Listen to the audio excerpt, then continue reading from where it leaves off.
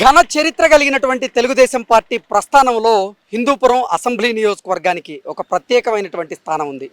Telugu Desam party ఆవిర్భవించిన నాటి నుంచి నేటి వరకు ఈ హిందూపురం అసెంబ్లీ నియోజకవర్గంలో జరిగినటువంటి అసెంబ్లీ ఎన్నికల్లో తెలుగుదేశం పార్టీ అభ్యర్థులు తప్ప ప్రత్యర్థులు గెలవలేదు అనడంలో ఎటువంటి అతిశయోక్తి లేదు.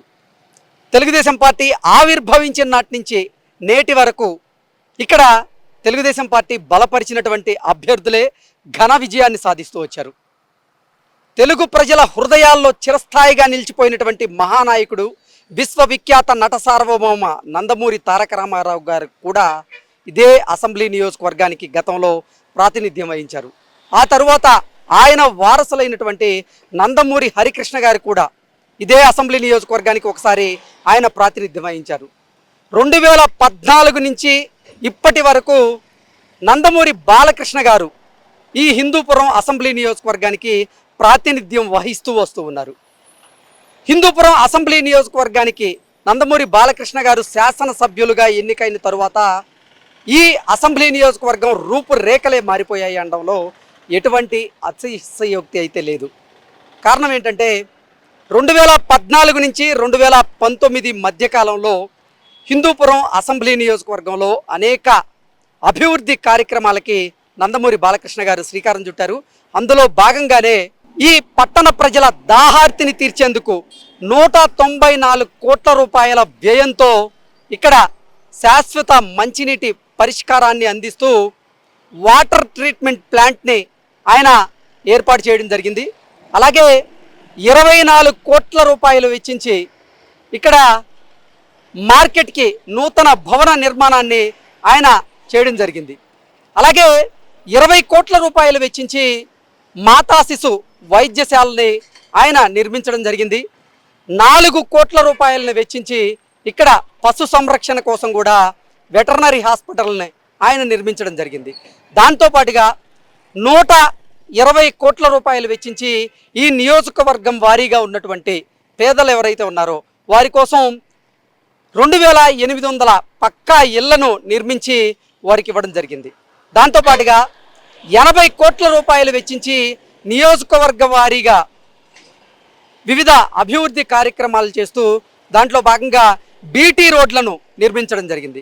ఇక గ్రామాల్లో చూసుకున్నట్లయితే ఒక్కొక్క గ్రామంలో కూడా అక్కడ నీటి కోసం ట్యాంకర్లను ఏర్పాటు చేశారు. ఇలా నియోజకవర్గం వారీగా 18 కోట్ల రూపాయలు వెచ్చించి వివిధ గ్రామాల్లో వాటర్ ట్యాంకర్లను ఆయన ఏర్పాటు చేయడం జరిగింది.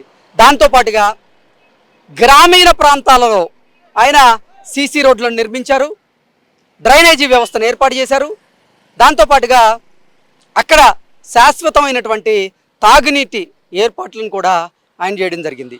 ఇవన్నిటితో పాటుగా దళిత సోదరుల విన్నపం మేరకు మున్సిపాలిటీలో ఆయన 1.5 కోటి వెచ్చించి అంబేద్కర్ భవనాన్ని ఆయన నిర్మించడం జరిగింది. అలాగే 2వ పట్టణ పోలీస్ స్టేషన్ దానికోసం స్థలాన్ని కేటాయించి 50 లక్షల రూపాయలు దానికి వెచ్చించి నూతన భవనాన్ని అయితే నిర్మించడం జరిగింది. అలా 1 కాదు 2 కాదు, నియోజకవర్గంలో 2014 నుంచి 2019 మధ్యకాలంలో ఎన్నో అభివృద్ధి కార్యక్రమాలు ఇక్కడ చోటు చేసుకున్నాయి.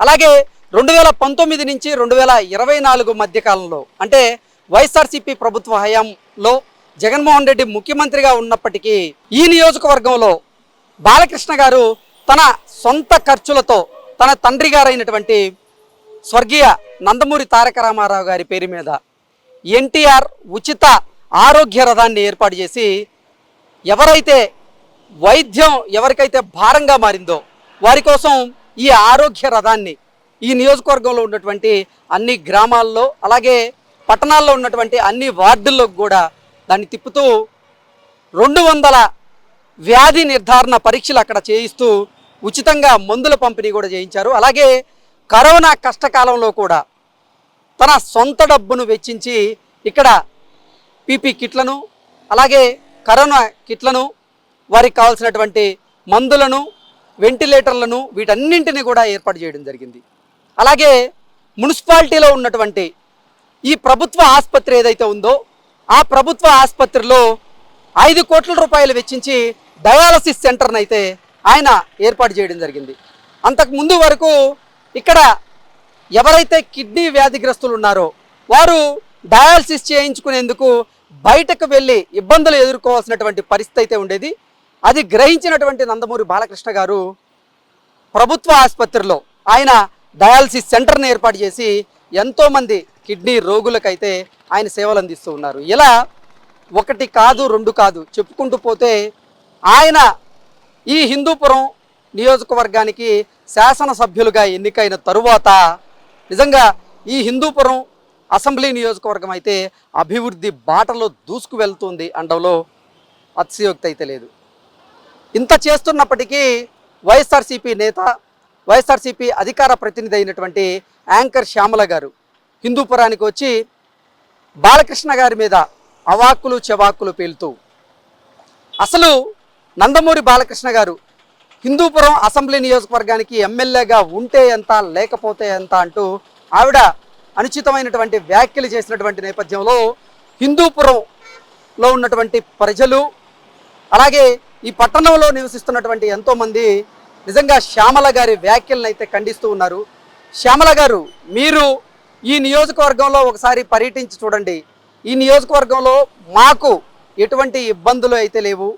బాలకృష్ణ గారు మాకెప్పుడు అందుబాటులో ఉంటారు, మా సమస్యలను ఆయన పరిష్కరిస్తారు అంటూ కూడా ఇక్కడ ప్రజల్ని మనం వారి అభిప్రాయాలను అడిగినప్పుడు వారు మనకి ఈ బదులైతే ఇవ్వడం జరిగింది. సో ఓవరాల్గా చూసుకున్నట్లయితే 2014 నుంచి 2019 మధ్యకాలంలో హిందూపూర్ అసెంబ్లీ నియోజకవర్గంలో ఎన్నో అభివృద్ధి కార్యక్రమాలకైతే బాలకృష్ణ గారు శ్రీకారం చుట్టారు.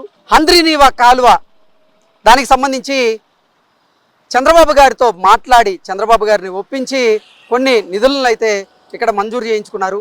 దాంతోపాటుగా బీటీ రోడ్ల కోసం, రహదారుల నిర్మాణం కోసం ఇలా ఒకటి కాదు రెండు కాదు ఆయన ఈ నియోజకవర్గానికి శాసనసభ్యులుగా ఎన్నికైన తర్వాత ఈ నియోజకవర్గం మాత్రం అభివృద్ధి పదంలో దూసుకు వెళ్తుంది అనడంలో ఎటువంటి అతిశయోక్తి అయితే లేదు.